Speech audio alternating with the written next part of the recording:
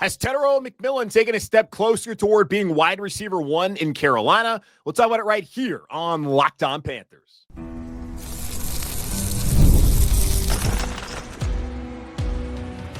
You are Locked On Panthers, your daily Carolina Panthers podcast. Part of the Locked On Podcast Network, your team every day. Welcome into another edition of the Locked On Panthers podcast, a part of the Locked On Podcast Network. I'm your host, as always, Julian Council, talking Carolina Panthers with you every Monday, Wednesday, and Friday as we are in off-season mode here on the show. Thanks for watching the show right here on YouTube and listening wherever you listen to your favorite podcast. Be sure to follow me, Julian Council, over on Twitter and Blue Sky at Julian Council, because I'm back with you on Friday answering your weekly Friday mailbag questions. All you got to do is either at me or DM me over on Twitter at Julian Council or at me over on Blue Sky, also at Julian Council, to get your questions in for this week's edition of the weekly Friday mailbag right here on Locked On Panthers. Today's episode, Locked On Panthers, is brought to you by FanDuel. Right now, new customers can get $200 in bonus bets when your first $5 bet wins. Week 2 of OTAs here in Charlotte. Carolina Panthers out there on the field on Tuesday for the media to observe. Dave Canales, Tetairoa McMillan, the Panthers' 8th overall pick, and Patrick Jones, the 2nd, their free agency signing from Minnesota, all spoke to the media on Tuesday and had some interesting things to say. And I want to start off by discussing the Panthers' 8th overall pick, Tetairoa McMillan, and his acclimation so far to the NFL. We saw on Monday, talked about it yesterday here on the show, Panthers Blueprint, the 2025 NFL Draft Edition, laid out that pretty clearly T-Mac was the guy that Dan Morgan, that Dave Canales, that this organization wanted to take there at 8th overall. The Rams called him, said, hey, we want to move up to him from 26 to 8. Are you good with this deal? Dan Morgan said, we already had a deal. And if you don't want to take that deal, we're going to get our guy. The Rams called back, said, nah, we're out.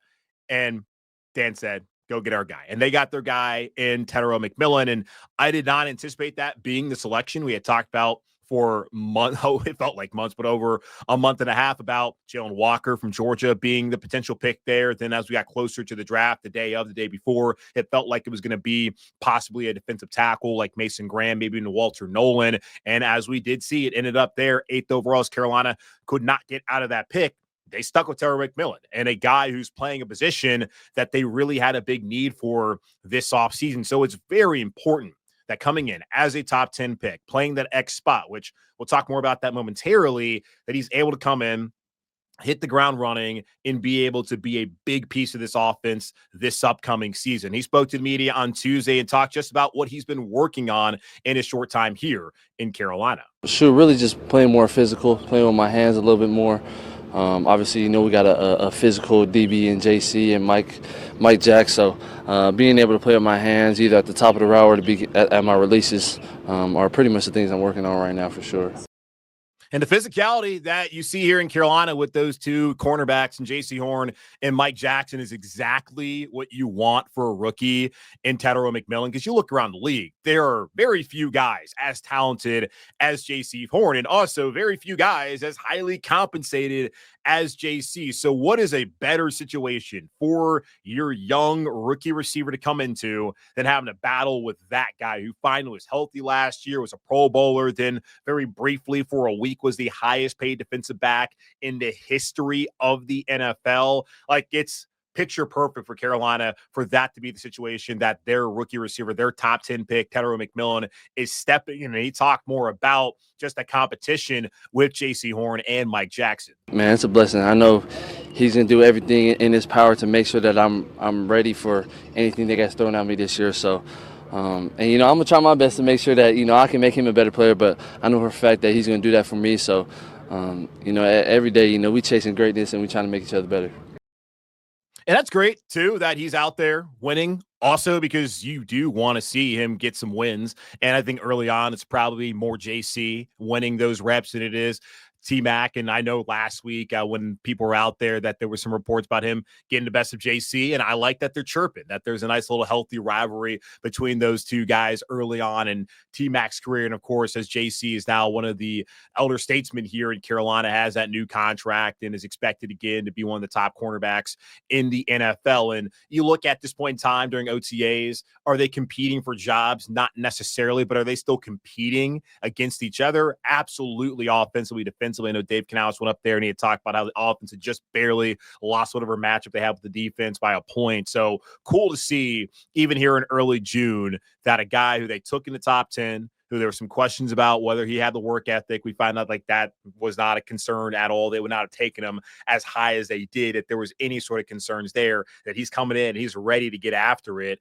and go after a guy like Jaycee Horn. And he's also willing to be a sponge. And he talked about this with Hunter Renfrow and Adam Thielen, two veteran receivers now here in Carolina, that he's learning a lot from both those guys and taking everything they have to say to try and improve himself down the line. I mean, it's a blessing. You know, I'm the new guy around town. You know, I've never played in this league. And, you know, Hunter's going on, I think, year 8. I think Adam's going on year 13. You know, for them just to have that knowledge, that wisdom, you know, I'm all ears when they speak. You know, just being able to find out whatever makes them great, find out whatever can make me better, you know, make me succeed at this level. Think about that. You have Hunter Renfrow, you have Adam Thielen, you have Tetairoa McMillan now, you have Jalen Coker, you have Xavier Legette, Jimmy Horn Jr., David Moore, if you want to throw him in there. Like, this is a wide receiver core that has me really excited. And there's not just a bunch of veterans and young guys. Like, it's a good mixture of what you have here in Carolina. And Tetairoa McMillan talked about that mixture in the wide receiver room, not just with the age differences in some of these guys, but also just the diversity that they have in Carolina. If you really look at our receiver room, we're so diverse, but yet we get along very well. And I mean, it's a huge testament, you know, to everybody's humility that we have in our group. You know, nobody's entitled, nobody's weird energy. At the end of the day, we all want to see each other succeed. You know, if one person wins, we all win. So, you know, I'm happy and I'm proud to be in this receiver room for sure. Yeah, can't wait to see what they do this year here in Carolina. Dave Canales, he also spoke to the media on Tuesday and gave us a nice update as far as from his perspective on how Tetairoa McMillan is improving here early on in Carolina. Dave, what are you seeing out of T-Mac, and what things is he doing well? What things you're working on him to improve? He's really taken to the coaching. You know, first and foremost, the goal is to get him comfortable with the system, the different types of plays, different formations. You know, we're starting to make it more challenging in terms of moving him around in different spots. He's handling it great. That gives him his best opportunity to play fast. I can tell when a guy's not comfortable because they look a little methodical out there, you know, and so to see him be able to play fast, he looks pretty comfortable, but I know he'll probably be the first one to come up here and say, I don't feel like I have everything totally down pat, you know, and that's the goal, is to get him to where he's completely comfortable. What's he do for all the wide receiver positions? What's that? At every wide receiver? No, he's just playing our X position, but in our offense, you know, we just kind of move guys around in different spots to get matchups, you know, to try to get numbers back in that. So I found the most notable thing from what Davis had to say there was the fact that Tetairoa McMillan is out there playing the X receiver spot. And that was obviously a big need for them this offseason. Even go back to last year, they didn't have that guy. Now, Deontay Johnson was asked to play that early on. And of course, there's only like 3 games where he truly was an impact player for them, whether that was due to injury, his own attitude, or the poor quarterback performances in the first half of the season. But after that, that wasn't really what XL was good at. Obviously, Adam Thielen doesn't play that spot. Jalen Coker, not really his forte. They have a lot of dudes on the roster that are probably better off in the slot, which brought me back to something that Bill Barnwell of ESPN.com wrote about. I believe it was either earlier this week or last week, just questioning where T-Mac would play, saying this: one question might be where the Panthers will have McMillan play. The 22-year-old has the frame of a classic X receiver, and Carolina still needs to fill that archetype after Jonathan Mingo failed to pan out. The first rounder might play better in the slot, though. Over his final 2 collegiate seasons, McMillan averaged 2.2 yards per route run from the outside, but a whopping 4.2 yards per route run across 303 routes from the slot. The Panthers relied on Thielen and Coker in the slot a year ago, though they were the team's 2 most efficient wideouts. McMillan might be best in a hybrid role. where he sees plenty of snaps as a power slot, but Carolina's need for a classic outside receiver could mean the new addition plays most of his snaps at the X. One of the ways teams get more out of their draft picks is by using them in roles that they play to their strengths. McMillan might end up being good enough to thrive anywhere, but the Panthers could be leaving some opportunity on the table if they use their top pick in a traditional role. I do think that he's going to be traditionally there at the X spot, but Dave Canales, as he mentioned there, all the receivers get opportunities to play all over this offense. There's some guys you like more in other spots in other places on the offense, and I'm sure that's the case right now with T-Mac. So we'll see how that progresses, but I do think it's notable to know that he's out there playing the X spot right now, and that's how they have him lined up and probably where he's going to find a home as a rookie here in Carolina. Tommy Tremble, got an update from him about his health status last week. That was unfortunate, but then I found out on Tuesday that maybe it's not as bad as it seemed. We'll talk about that here in just a moment on Locked on Panthers. The NBA playoffs are in full swing, and every night delivers highlight-worthy performances, major momentum shifts, and can't-miss moments. Whether it's a game-winning shot or a breakout player, there's never been a better time to get in on the action. FanDuel makes it easy to stay in the game before tip-off and live with player props, performance trends, and same-game parlays. Fans have more ways than ever to play smart and to win big. If you think that Tyrese Halliburton and the Indiana Pacers are going to keep it going to a Larry O'Brien trophy, why not back it up with the same game parlay? New to FanDuel, it's the perfect time to sign up. Head to FanDuel.com and place your first bet. If you win, you get $200 in bonus bets. Make every moment more. FanDuel, official sports betting partner of the NBA. We're talking week 2 of OTAs here for the Carolina Panthers. Next week, mandatory minicamp for a couple of days, and they'll have a nice little 6-week vacation before the beginning of training camp here in Uptown Charlotte. Unfortunately, fans will not be there at training camp, but I'll plan to be out there as many days as I can to give y'all some boots on the ground, first-hand reactions to what's going on throughout training camp this summer. But looking at last week, we had heard, at least it was not just, we didn't hear, but it was announced by the Panthers, by Dave Canales, that Tommy Tremble had back surgery the week prior and that he was expected to be ready for the start of training camp. But then later on, Joe Person from The Athletic, he spoke to a Panthers spokesperson, and they clarified what Dave Canales said, and they told Joe that Tommy Tremble will be rehabbing for start of training camp. He's expected to start off on the PUP list, no timeline for his return to game action, but not expected to be season ending, which if he had to start off on PUP, he would have to make the roster initially,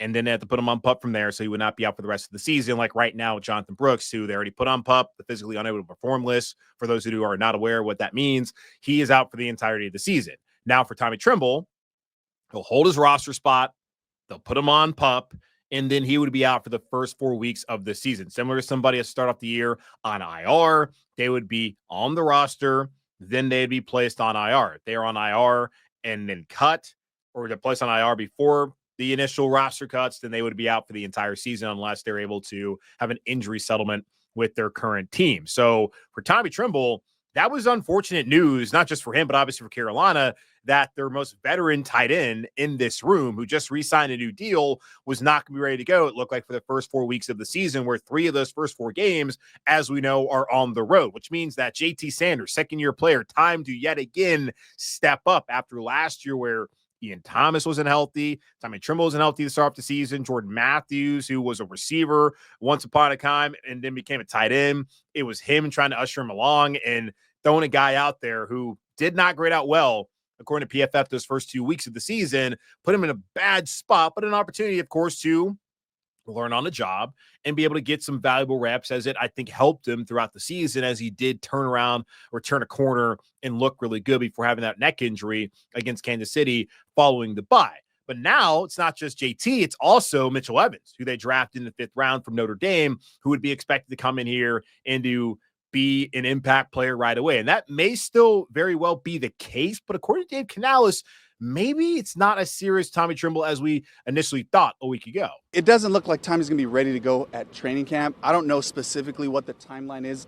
There's a window in there he could get back to us at some point as we go into the preseason and camp. But right now, it's just like we have to take it one day at a time, with the surgery. He feels great, but there's a lot that goes into that, making sure that he's right. And so we'll kind of just take it, day by day as we go into camp. And how come you all didn't do how come you didn't do the surgery earlier? Yeah, it just was something that kind of shifted on him, and it was really he would come out and say he would feel great in practice, but the minute that he would cool down and kind of sit around, it just was so uncomfortable. It's just not a great place to be. We thought with having some time right now, like sooner the better. So it wasn't something we were super concerned about early on, but we all put our heads together and we talked to Tommy and involved him with the decision as well, of course. And we all thought that it was the best thing. So does not appear to be as serious as it was reported last week after Joe spoke to whoever the Panthers spokesperson is, saying that he was going to start off on PUP. Now, the word choice is important here because Dave was saying we're not sure whether he's going to be ready at training camp or for training. Like, he didn't say for. So if he said for training camp, then I would expect him to not be there for training camp. But he said at training camp, so I'm kind of a little confused as far as when he's going to be ready. He did say possibly he could be there for training camp. It could be later on in the preseason. And technically training camp is only I think 2.5 weeks. You have that first week of training camp there at the end of July. You have another week then going into the first preseason game. That's actually, I think, the end of training camp. Now, they don't go to Spartanburg anymore, unfortunately, and this would be a great year to go, especially since fans can't attend. It would have been nice if they could have gone down to Wofford to just, get back to old time's sake, but that's not going to happen, unfortunately. But it looks like Tommy Tremble could be good to go, maybe week 1. We'll see. He says he feels good. That's what Dave just said there, and it is only a matter of time as far as whether he will be ready to go or not, which does mean it's a big opportunity for Mitchell Evans, but also a probably even bigger opportunity for Ja'Tavion Sanders heading into his second year. And Dave Canales talked about the opportunity ahead for JT. JT's doing a great job. I think, when we send a message to the guys, especially the rookies, this offseason is going to be totally different than anything you've experienced, because typically you show right back up and you go back into your weight room at school.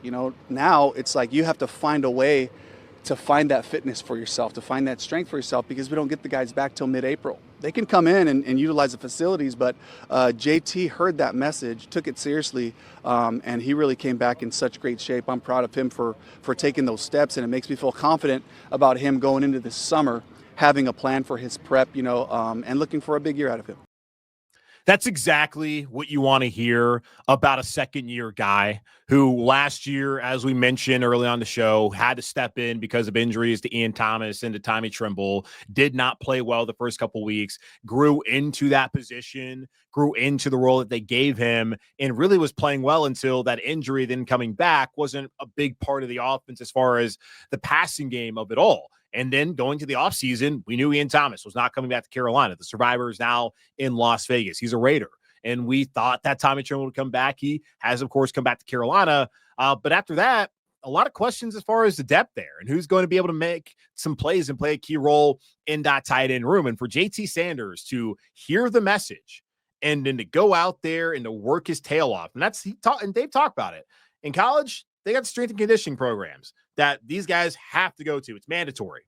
With the NFL, right now, it's still a voluntary portion of the offseason. No one has to be there. There's plenty of guys in the NFL that decide, I'm good, I'm going to do my own thing. And there's probably a majority of them that are, of course, out there on the field with their teammates in the facility. And JT is one of those guys. And the Panthers have historically, at least recently, had a lot. That's been the case for them, where everyone shows up for everything. And love to see that. But even more so for a young guy who has an opportunity to show that he can be the dude. And when you draft someone in the 5th round, it's only 1 round behind JT and Mitchell Evans, who, if you look at it, was a better blocker in college, was a really good receiver in college as well. He may be a more complete tight end entering the NFL than JT Sanders was a year ago. So there is a little bit of competition there. Now it's friendly competition, as this is somebody who's not coming necessarily to take his job, but it's going to be somebody who can play alongside him for years to come, hopefully here in Carolina. But really encouraged by what Dave Canales had to say there about JT Sanders, and encouraged about the Tommy Tremble update, and hoping that it's not nearly as serious as it seemed to be a week ago. But there are a couple other injuries going on here in Carolina. We'll talk about those here in just a moment on Locked On Panthers. Back here on Locked On Panthers, talking week 2 of OTAs for the Panthers, who will be back out there on the field for a couple of days for mandatory minicamp next week. Don't think there's going to be any sort of drama there as far as mandatory minicamp goes. Don't think there's going to be any holdouts, somebody looking for a new deal. So last year, I guess the only question was, would Eddie Pinheiro show up? And I suppose you could ask this year, would Eddie Pinheiro be signed before then? I don't think that's going to be the case. No real updates there as far as the kicker competition, the controversy here in Carolina, but something that we'll monitor throughout the summer months and training camp once we get there. With some injury news last week, DJ Wonnum dealing with a back injury, was also not out there as the media was there on Tuesday, so that's still a little bit of a concern.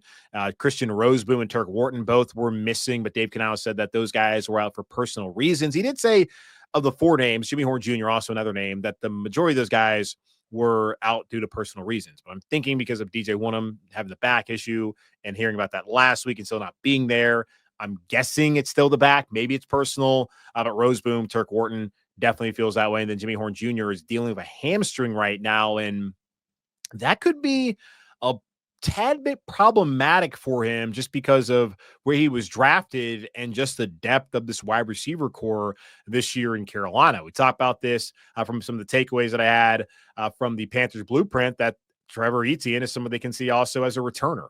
That's what Raheem Blackshear's here to do. That's also what David Moore potentially could do for Carolina as well. Xavier Legette, maybe. I don't think they're going to ask him to do that after not really asking him to do that much last season. That's the way for Jaycee Horn to get on the roster. So his role could be in jeopardy. Now, Dave Canales did talk about what he foresees Jaycee Horn being able to do for Carolina when he is healthy. Jimmy gives us a lot of options. You know, there's some perimeter things we can do with him, the jet sweep game, but then also, like, just from his college film, he's a receiver first and foremost. He can stretch the field, he can separate, you know, and he's got a lot of energy and passion he plays with, so he's going to give himself a great chance to help us. And he's got to be healthy. That's the key part of it. All we've heard, you know, the best abilities, availability, yada, yada. So being healthy is going to be important, but it's imperative, I think, especially for him being a 6th-round guy, being the last guy that they took, and probably the one who may be just in the most precarious situations because of the depth there at receiver. They kept 7 last year, and just looking at it right now, Adam, XL, T-Mac, clearly Jalen Coker as well would be on the roster. I mean, there's Hunter Renfrow in there, who I would think if he's the same Hunter Renfrow that we had seen when he was healthy in Las Vegas, he's fine. You could have David Moore there and then Jaycee Horn. So that's 7. So he would be fine. Just as far as those his role, he's got to be healthy, knowing that there's other guys who are trying to win those battles to be returners. And that's why they brought him in here. And we did see last year around this time, Xavier Legette be held out because of a hamstring injury. And that was, of course, more precautionary. I think the same thing going on with Jaycee Horn Jr. Maybe it could be more serious. Not quite sure there. But XL was a 1st-round pick. He was always going to be fine and eventually get his opportunity. Jaycee Horn Jr. is going to have to scratch and claw for anything he gets here in Carolina and in the NFL. That's just how things work out for a 6th-round pick. So as long as he's healthy by training camp, everything should be good for him, but unfortunate that he's not getting those valuable reps right now. And then we'll see whether he's able to go next week during mandatory minicamp, but not the biggest of deals at this point in time, just knowing that it's all voluntary. It's a lot of installs, not true competition going on as far as for roles, but certainly competition between the offense and defense. In due time, he will hopefully fill the role that Dave Canales and the Carolina Panthers foresee him filling here for years potentially to come. That's going to wrap up this edition of the Locked On Panthers podcast, part of the Locked On Podcast Network, hosted by yours truly, Julian Council. Again, y'all subscribe or follow the show free over on YouTube or wherever you listen to your favorite podcast. Be sure to follow me, Julian Council, over on Twitter and Blue Sky at Julian Council, because I'm back on Friday answering your weekly Friday mailbag questions, either at me or DM me on Twitter or at me on Blue Sky to get those questions into me right now. In the meantime, be safe, be happy, be whole. As always, keep pounding, and I'll talk to y'all on Friday.